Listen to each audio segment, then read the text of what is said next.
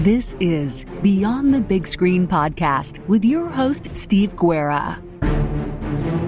Here is another Beyond the Big Screen teaser for episodes coming soon. I hope you enjoy and definitely tune in for the full episodes. If you want to learn more, you can head over to beyondthebigscreen.com. You can support Beyond the Big Screen on Patreon and Subscribestar. By joining on Patreon and or Subscribestar, you can help keep Beyond the Big Screen going and get many great benefits. Benefits include advertisement-free content, bonus content, and early access. The bonus content is great too. I will feature outtakes from episodes and live streaming episodes. If you join at the executive producer level, you will become just that, an executive producer of Beyond the Big Screen. You will be able to develop ideas for upcoming episodes, help find great guests, and of course have your name mentioned at the beginning or end of each episode. You won't just be a supporter, you will be a critical member of the team. Go over to patreon.com/Beyond the Big Screen or subscribestar.com/Beyond the Big Screen to learn more.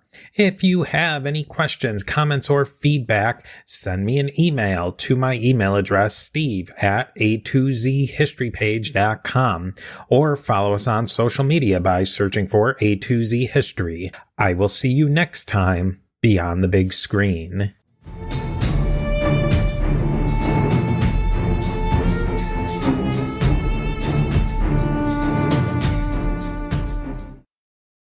Absolute limit. There's nobody beyond that. There's another scene in that first scene where we get a real slice of life of Albany, where the Iroquois Braves start playing lacrosse, and lacrosse is not a game where, maybe a bunch of junior varsity players go out on the high school. What's the lacrosse to a Native American in the 1750s? Lacrosse is their national pastime, but it's even more than that. They call it the creator's game. They view it as having several purposes. One is as an outlet to express your manliness and to play for the pleasure of the creator because he enjoys it when people can do recreation.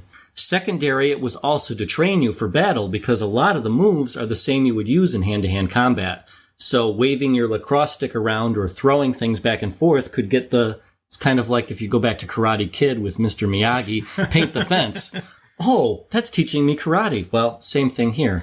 Also, with old lacrosse, the way that they used to play it, it was much more violent than you see it today. You could actually, jar people with your shoulders, hit people with the sticks. A lot more like hockey. Yeah, it was basically Canadian hockey. But this would train people to take a hit and still get up and continue to fight and not just go to the ground crying. You would get hit throughout the entire game and you were just expected to suck it up until the game was over. You could also work on your hand-eye coordination with the ball, passing it from person to person. So this was a huge staple on training them to be warriors. They're chatting amongst themselves. There's Hawkeye's there, Chinga Chaguk. I think we'll just have Andrew say it every time, and then because he's got that one figured out.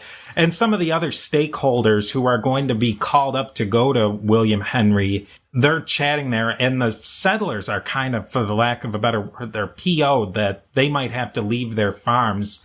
They had, like we were saying, they had some obligation to go, and it was really...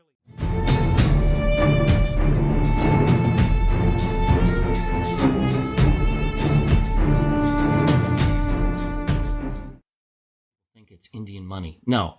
Wampum is shelled beads taken from Quahog down in the Chesapeake Bay, and then it's filed down and made into these little purple-white beads, and the patterns were shown to be what tribe or nation or clan you were from and who you were representing. And so whenever you showed up somewhere, you always showed your wampum. It was like your passport. It was your driver's license. It showed your credentials.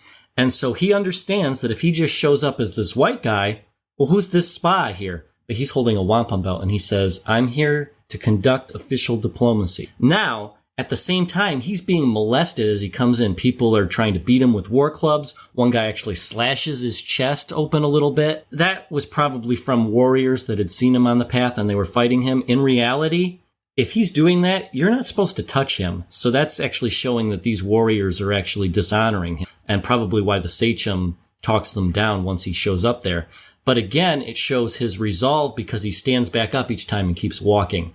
And so that's telling the warriors that he is a brave and that he deserves respect. And so they calm down once they see that they've put him through this gauntlet. One question I had, this scene, for being pretty short, it's probably only maybe 10 minutes-ish in the whole movie, but there's a lot to dissect in it. That Huron village.